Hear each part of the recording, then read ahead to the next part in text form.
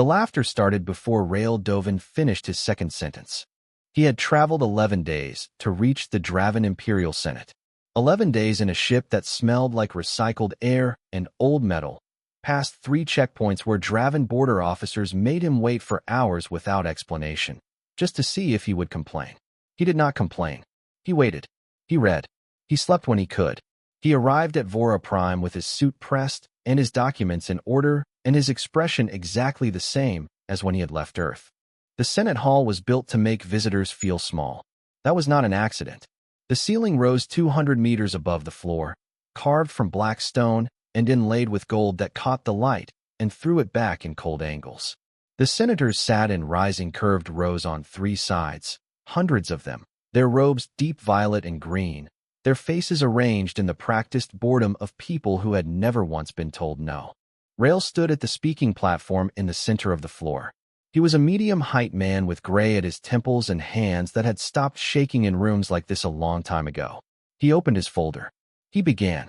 He explained that the current resource treaty, signed under what Earth considered coercive conditions 4 years prior, placed an unsustainable extraction burden on 3 of Earth's primary mining regions. He cited figures. He cited projections. He proposed a revised framework, 40% reduced to 18%, with a 5-year review clause and joint oversight from a neutral body. He was on his second sentence of the proposal when it started. It began as a low sound from the upper rows. Not words yet, just a sound, like air being let out of something. Then a senator in the third tier leaned to his neighbor and said something, and the neighbor covered his mouth, and the sound spread sideways along the row like a slow fire catching. Senator Drac Sol did not bother to cover his mouth. He was a large man, broad in the way that suggested his species stored its excess energy somewhere visible. He sat in the senior tier, center position, which in Draven tradition meant he spoke for the majority. He let Rael finish the sentence. Then he raised one hand, and the room went quiet. He picked up a document and held it up. "Ambassador," he said, in the flat, accented standard that Draven officials used when they wanted you to know they considered learning your language a minor inconvenience. "We have reviewed Earth's military capacity. Our intelligence division was thorough." He set the document down and spread his hands. "You have 61 capital ships. You have ground forces numbering approximately 4 million active personnel. Your most advanced weapon system was designed 19 years ago." He paused. "You have no leverage." He said the last 3 words with a smile that he shared with the rows around him. They appreciated it.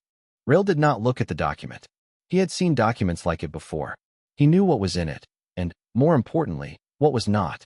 "You have no leverage," Sol said again, enjoying it. "And yet you come here and ask us to renegotiate. As if asking changes the answer." He gestured broadly at the hall. "The treaty stands. 40%. In fact, given the administrative costs of this meeting, we may revisit the number upward. The council will consider it." More laughter. Comfortable laughter. The laughter of a room that has never once considered that it might be wrong. Rael closed his folder. He looked at Sol for a moment. Not with anger. Not with fear. Just a look, steady and even, the kind that doesn't need to perform anything because it has nothing to prove. "You've made a decision you cannot walk back," Rael said. Then he picked up his folder and walked out. The laughter followed him all the way to the door. He heard Sol's voice rise above it, saying something about Earth's pride being larger than its fleet. More laughter. He kept walking. His footsteps were quiet on the black stone floor. 11 days back. Recycled air. Old metal. He slept well. On Earth, the footage reached the United Earth Command War Room at 0340 local time. Nobody had slept. They had been waiting. The room was underground, 3 levels below a building that officially housed a logistics coordination office. The walls were covered in screens. Most of them showed star maps, trade routes, fleet positions, not Earth's fleet, but the Empire's. Years of quiet observation, compiled into something very detailed and very patient. General Hessa Vorn watched the footage twice. She was a small woman who moved like someone who had decided a long time ago that stillness was more useful than motion. She watched Rael walk out of the Senate Hall. She watched the door close behind him. She watched Sol still talking to an empty platform. She turned to the table behind her. On it sat a sealed packet, edges slightly worn from years of sitting untouched. Her name on the front, A date on the back, 6 years ago. She broke the seal. Inside were 12 sets of operational orders. Each one had a target designation, an insertion window, and a team number. No fleet movements. No declarations. No ultimatums. Just 12 quiet tasks, laid out in plain language, for people who did not need to be told twice. She read through them once. Then she picked up the room's internal line. "Wake the division," she said. "All teams. We're opening Gray Line." She set the orders down on the table, face up, and looked at the star map on the far wall. 40 Draven installations blinked in slow amber across the display. She started counting which ones would go quiet first. The file had no cover page, no title, no classification stamp on the outside. Just a plain gray folder, sitting in a drawer in General HFY's office, beneath 2 other folders that were much thicker and much less important. The gray folder was thin, 31 pages. That was by design. Everything about the Void Division was by design. Sergeant Dara Holt read her copy in the back of a transport vehicle that smelled like hydraulic fluid and cold coffee nobody had touched. She had been handed it 11 minutes ago by a man she had never seen before and would not see again. She read it cover to cover twice before the vehicle stopped. Then she folded it, held it over the small disposal unit bolted to the seat beside her, and let it burn. 30 seconds. Gray ash. Done. The transport stopped at a hangar bay on the outer edge of Lunar Station 4. Most people did not know Lunar Station 4 had an outer edge. Most people thought the station ended at Bay 19. It did not. The hangar beyond Bay 19 held 6 ships. Each one was roughly the size of a mid-range Draven cargo hauler, because that was exactly what they had been built to look like. Same hull geometry, same drive emission profile, same transponder rhythm. The differences were all inside. Reinforced bulkheads, zero-signature communication arrays, weapon systems that had been miniaturized down to nothing visible from the outside, and engines that had been tuned to run so quietly that during testing they had once passed within 400 meters of a Draven patrol vessel without being pinged. Dara walked into the hangar. Her team was already there. There were 6 of them. She knew their faces better than she knew her own. Oren Fass, her lieutenant, was sitting on a supply crate with his arms folded, reading something on a small device that he put away when she walked in. The others were checking gear, running equipment tests, not talking much. That was normal. The Void Division did not have a culture of speeches before a mission. They had a culture of preparation. "Gray line," she said. That was enough. Everyone moved. The Void Division had existed for 22 years. It had never appeared in a public defense budget. It had never been mentioned in a press release, a parliamentary hearing, or an intelligence leak, and there had been attempts at leaks. Those attempts had not gone anywhere useful. The division's existence was known to 11 people in Earth's government and 3 in Earth's military command. HFY was one of the 3. They had been built for a specific purpose, not for conventional war. Earth had the regular fleet for that. The 61 capital ships that appeared in Draven intelligence reports, the 4 million ground forces, the 19-year-old weapons platform that Sol had recited in the Senate Hall with a smile. That was the visible layer. Every serious military architecture had one. You let the other side count what you wanted them to count.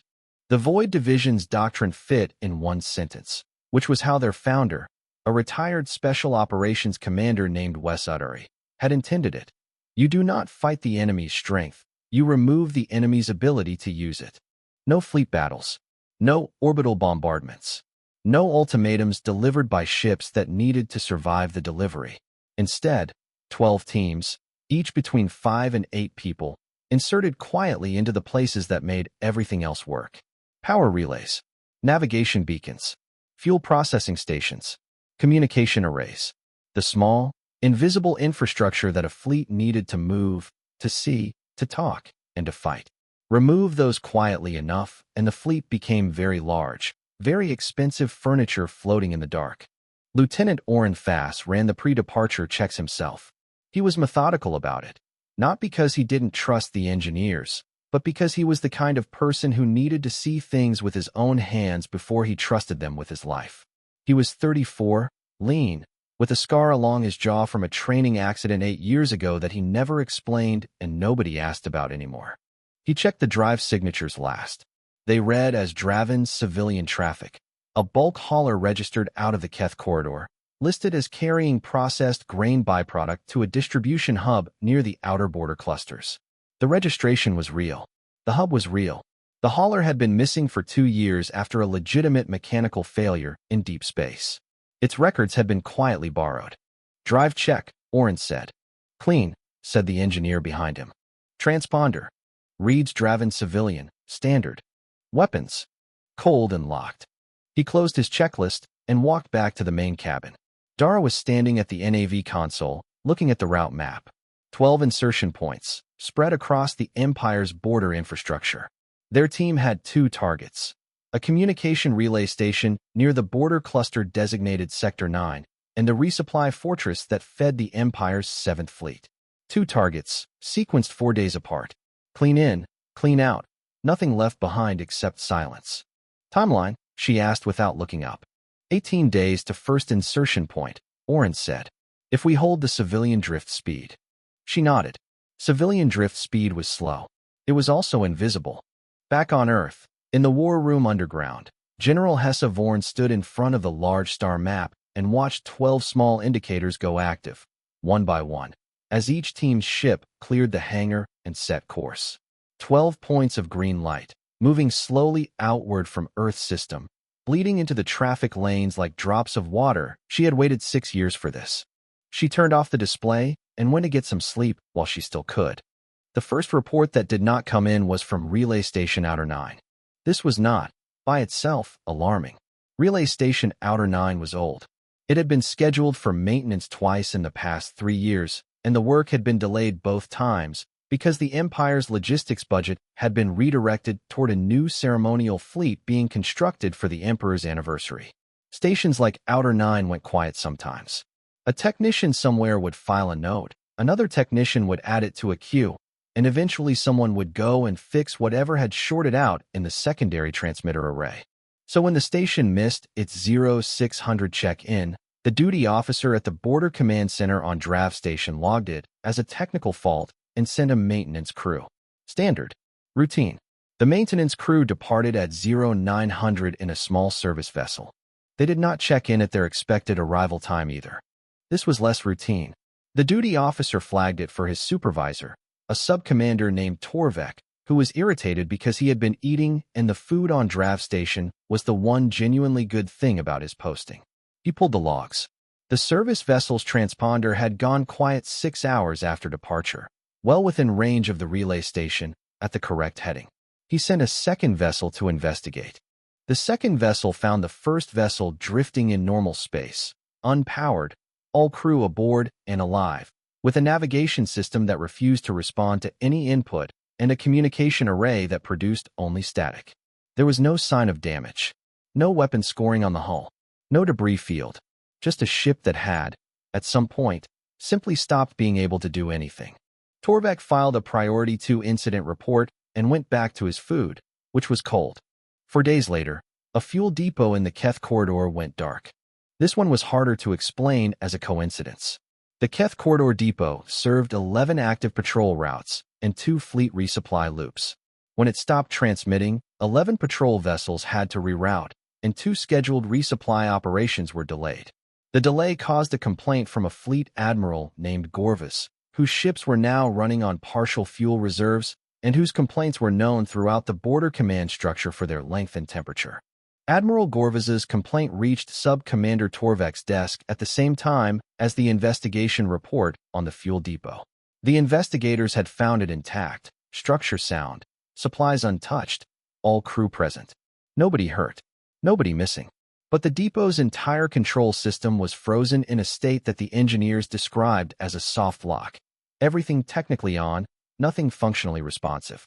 They had spent 14 hours trying to restart it before they succeeded. They could not explain how it had happened. Torvek sent both reports up the chain and stopped sleeping well. Then the communication array serving the 7th Fleet went silent. This was not a minor installation.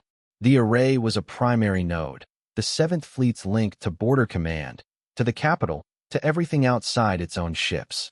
When it went down, Admiral Gorvis, who was already in a very bad mood, sent a message via emergency relay demanding an immediate explanation. The message was sharp, specific, and used vocabulary that technically required a content disclaimer under Imperial communication standards. Then the 7th Fleet stopped transmitting entirely. Not the array. The fleet. Every ship. All at once, on a Tuesday. Gorvaz's last transmitted message had been mid-complaint. It cut off at the word unacceptable. Then nothing. Fleet Command sent 2 fast scouts to investigate. The scouts found the 7th Fleet exactly where it was supposed to be, in standard patrol formation, all ships intact, all drive signatures running. Life signs normal across every vessel. But the fleet could not respond, could not navigate, could not fire, could not transmit. It was 140 warships floating in formation like models on a shelf, full of live crew who were, in all respects, completely fine and completely helpless. Dara Holt had been aboard Gorvaz's flagship for 9 hours before he noticed something was wrong. He noticed because the lights in his private office flickered once. Not a blackout, just a flicker, lasting less than a second. He called engineering. Engineering did not respond. He walked to the bridge. The bridge crew was running diagnostics with the expressions of people who had found a problem they genuinely could not locate. They would keep running those diagnostics for a long time. Dara was already back on her ship, 3,000 kilometers off the flagship's port side, drifting in the blind spot of its sensor array, waiting for Oren to confirm the second target was ready. Depot's locked, Oren said. Full freeze. Nobody's getting a status read from anything on this side of the corridor for at least 5 days. Good, Dara said. On Vora Prime, in a long, narrow office that smelled like old paper and political anxiety, Intelligence Director Saya Kaur looked at the growing list on her screen. 22 installations. 9 of them in the past 8 days alone. She was a careful woman. She had built her career on not jumping to conclusions, but she was running out of conclusions that were not the same one. She pulled the Earth military assessment file. The cover date said it was current. She checked when it was actually compiled. 6 years ago. She sat back in her chair and looked at the ceiling for a long moment. Then she requested an updated assessment, flagged it urgent, and tried to remember the last time she had been genuinely afraid of something. It had been a while. That, too, she noted. The updated assessment arrived on Saya Kaur's desk 48 hours after she requested it. It was flagged highest priority. The analyst who delivered it did not make eye contact when he set it down. She read it once quickly, which told her the shape of the problem. Then she read it again slowly, which told her the full size of it. The Void Division was not in the old file. Neither were the stealth ships. The old file had been assembled from intercept traffic, trade manifest analysis, and a handful of informant reports, all of them filtered through a Border Command Intelligence Division that had, for 6 years, been looking at Earth the way you look at something you already decided is not a threat. They had found what they expected to find. They had not looked for what they did not expect. The updated file had been compiled by a different team, one that Saya had pulled from archival research, people who had no prior position on Earth to defend. They had gone back through 20 years of data and looked again. What they found was not hidden, exactly. It was simply not where anyone had thought to look.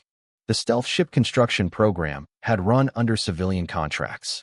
Maintenance haulers, emergency response vessels, deep-range survey ships, real vessels, doing real work, built at the same facilities as another class of vessel that went into different hangars and did not appear in the public registry. The contract trails were clean because the people writing them had understood, from the very beginning, that someone would eventually read them. They had made sure that someone reading them quickly would see only what was expected. 200 vessels. Saya counted them twice. The drive profiles matched the anomalous readings from 17 sensor logs that Border Command had classified as instrument errors over the past 4 years. Not errors. Ships. The Void Division personnel file was harder to reconstruct. The updated team had pieced it together from training facility records, pension disbursements coded into an infrastructure fund, and a medical database that, if you knew what to look for, contained a cohort of individuals whose physical profiles matched advanced long-duration combat training. 3,400 operators, minimum. Possibly more. The weapons section was the part that made her set the file down and look out the window for a moment. Earth had not developed better weapons than the Empire. They had taken Draven weapons, recovered from a decommissioned trade vessel, legally, through a salvage auction 8 years ago, and rebuilt them smaller, cleaner, and calibrated specifically for disabling rather than destroying. Not killing blows. Surgical ones. The freeze effect on the 7th Fleet systems, on the fuel depot, on all 22 installations. It was consistent with a directed electromagnetic disruption tool derived from Draven military technology and refined specifically to lock control systems without damage. They had used Draven weapons to ground Draven fleets. She found something almost respectful in that, which frightened her more than the weapons themselves. She called Senator Sol. He arrived in her office 20 minutes later, still carrying the confidence he had worn in the Senate Hall. She handed him the file without saying anything. He read the first 3 pages and set it down. "This is incomplete," he said. "The first file was incomplete," she said. "That one is what we actually found." He picked it up again and read further. She watched his face. Sol was not a stupid man. His intelligence was one of the reasons he was dangerous. He understood what he was reading. He simply had a long history of deciding that things which threatened his positions were overstated, and that habit was working hard right now. "We should send the fleet," he said when he finished. "Call their bluff." "What if there is no bluff?" Saya said. "Then we demonstrate consequences. We have 22 installations offline and a 140-ship fleet that cannot move. What consequence have we demonstrated?" He said nothing. "They haven't destroyed anything," she said. "That is the point. They could have. They chose not to. That is a message, Sol, not the opening move of a war. The opening move of a very specific kind of conversation." She leaned forward. "And if we send the fleet and they respond the same way they've responded to everything else, we will have a punitive force floating in open space with no navigation, no communications, and no weapons, and we will have told the entire galaxy that we did not understand what was being said to us." He looked at the star map on her wall. The amber dots blinked slowly. She waited. "The Emperor will want action," he said finally. It was softer than anything he had said in her office before. "The Emperor will want the installations back," she said, "and the fleet operational, and the galaxy watching us lose this quietly rather than publicly." She closed the file. "What I am saying is that we should stop before the next phase begins." "You believe there is a next phase?" She looked at him steadily. "Don't you?" He left without answering. But he left the file on her desk, which meant he had stopped pretending it said something other than what it said. That evening, in the war room under the logistics building on Earth, General Hessa Vorn looked at the status board. 22 locked. 7 fleet divisions grounded. 12 teams still in position and awaiting orders. She picked up her line and called Rail Doven. "We're ready to talk," she said. "Come back in." He had been waiting for that call. His bag was already packed. The broadcast went out at 1400 Earth Standard Time on a Thursday. It was unencrypted. That was deliberate. Rail Doven had spent 2 days writing it, and Hessa Vorn had spent 1 evening reading it, and neither of them had changed a word. It was transmitted on every open frequency used by Draven military, civilian, and government communication networks simultaneously, from the border clusters all the way to Vora Prime. There were no graphics, no music, no dramatic pauses built in for effect. Just Rail's voice, even and clear, the way it had been in the Senate Hall 6 weeks ago before anyone had bothered to listen to it. He began by stating what had happened. 22 Draven installations had been taken offline over the past 31 days. He named them one by one. Relay Station Outer 9, the Keth Corridor Fuel Depot, the Communication Array serving the 7th Fleet. All 22. In the order they had gone quiet, with their grid coordinates and the date each one had stopped responding. He read the list without editorializing. It took 4 minutes. Then he named the fleet divisions. 7 of them. 190 ships in total, distributed across 3 patrol sectors. All crew confirmed alive. All vessels intact. All systems locked. He gave the designation of each fleet and its current position. He noted, specifically, that Earth had real-time status on each one and that this information had been verified in the past 6 hours. Then he said the part that made Sol's face change. Earth had the capability to permanently disable any of those installations or vessels at a time of its choosing. It had chosen not to. Every decision made over the past 31 days had been a choice, not a limitation, not an accident, not the outer edge of what Earth could do. A choice. He let that sit for 3 seconds without filling the silence. Then came the terms.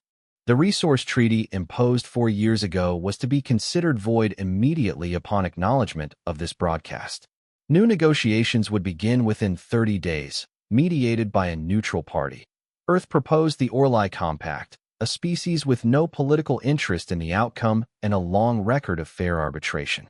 The Draven punitive fleet currently assembling in the Vora system. He gave its exact composition and current coordinates. Would stand down within 6 hours of this broadcast. Not reroute, not hold position.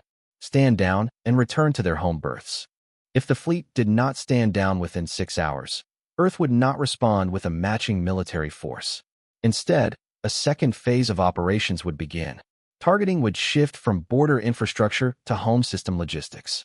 He did not describe in detail what that meant. He did not need to. He closed by saying that Earth had no interest in the Empire's destruction, its humiliation, or its political instability. Earth had an interest in a fair relationship between two civilizations that were going to be neighbors for a very long time. The 6-hour window was not a threat. It was an invitation to make a better decision than the one made 6 weeks ago in a room full of laughter. Then the broadcast ended. In the Draven Senate chamber, the silence lasted approximately 4 seconds. Then it exploded. Sol was on his feet before the echo died. He called it a fabrication. He called it a psychological operation designed to create panic. He demanded the fleet proceed immediately, double the ships, accelerate the timeline, show Earth and every watching civilization in the galaxy what happened when a small species confused a demonstration of patience for a demonstration of weakness. 3 senators in the lower tier stood up and started speaking at the same time. 2 of them were agreeing with Sol. One of them was not. Saya Kaur was sitting in her usual seat, midway up the left tier. She listened to Sol for 90 seconds. Then she stood, walked down the steps to the floor of the chamber, and kept walking, past the speaking platform, past the door guards, out into the corridor beyond. She did not look back. She did not return to her office. She went directly to the secure communications room off the main administration wing and sent one message, a personal transmission, not official, not logged through Senate channels, to the lead mediator of the Orly Compact. The message said that she expected to be available for consultation shortly, and that if the Compact was considering whether to accept an invitation to mediate, they should.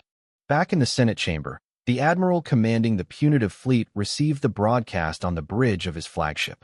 His name was Dun Arrett, and he had 41 years of service and a record of being very good at his job, which had always required him to understand not just what an order said, but what the situation underneath it was.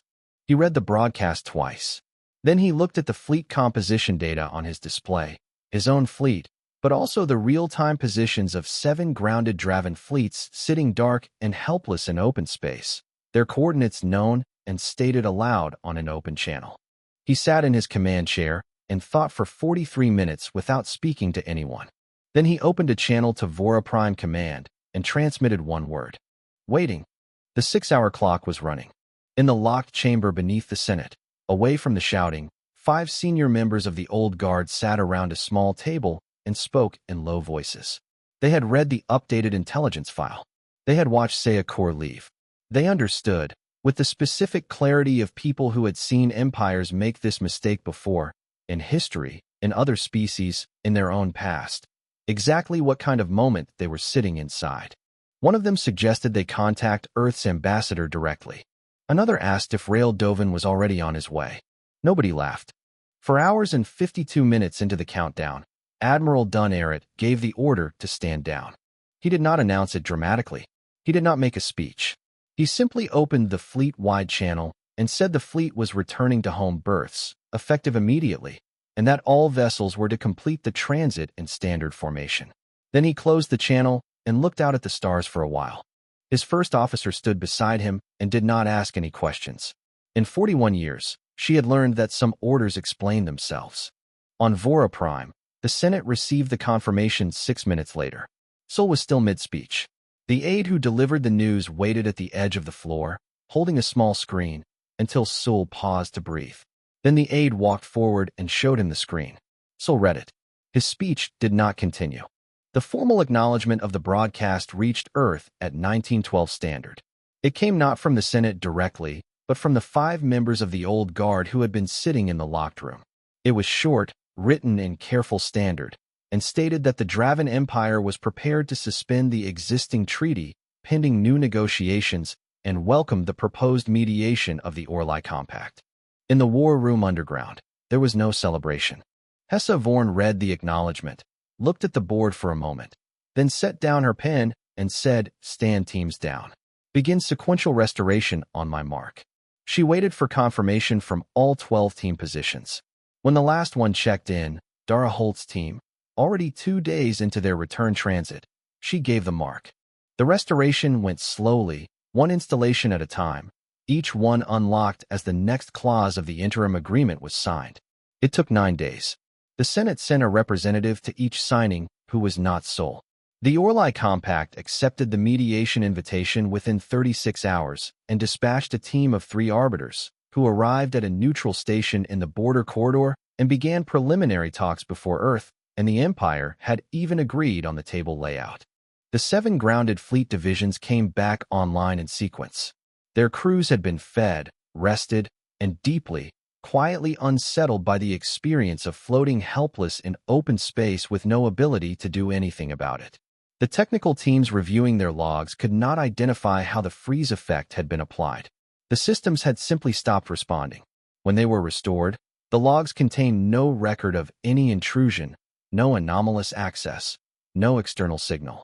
Just normal operations, then a gap, then normal operations again.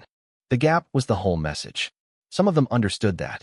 Others were still writing reports trying to explain it technically, which were going to be inconclusive because the answer was not in the systems.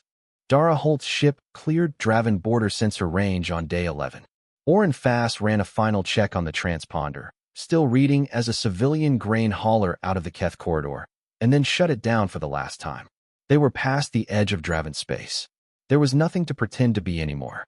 He went to the small galley and made 2 cups of tea and brought one to Dara, who was in the forward cabin doing nothing in particular, which was the first time he had seen her do nothing in particular in 5 weeks.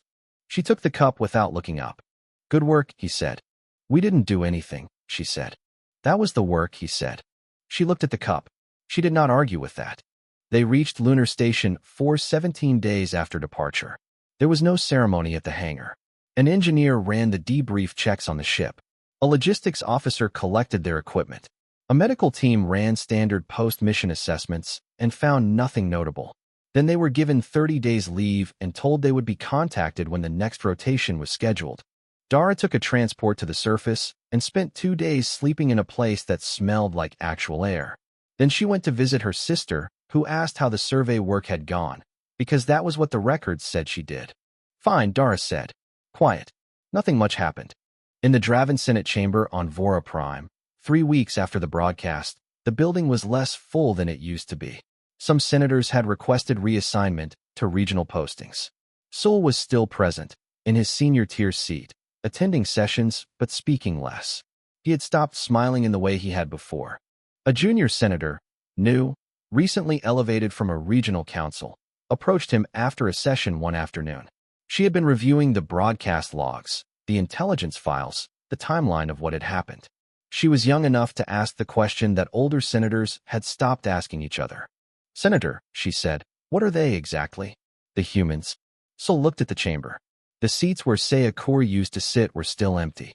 New assignment pending, officially. Nobody expected her back. He thought about the empty platform. The document he had held up. The number 61. The laughter. "I don't know," he said. It came out quietly. "I don't know what they are." He said nothing else. The junior senator waited, then understood there was nothing more to wait for. On Earth, in a small office on the 14th floor of a building near the river, Rael Dovin sat at his desk and opened a blank document. He had been asked to submit a full report to the UN Council on the outcome of the past 2 months. Summary, analysis, recommendations going forward. He looked at the blank page for a while. Then he wrote the first line. They finally asked the right question. He saved the document and went to get something to eat. Outside the window, the city was moving the way cities move, ordinary, continuous, loud. Nobody walking those streets knew what had happened out there. That was fine. It had not needed an audience. It had only needed to work.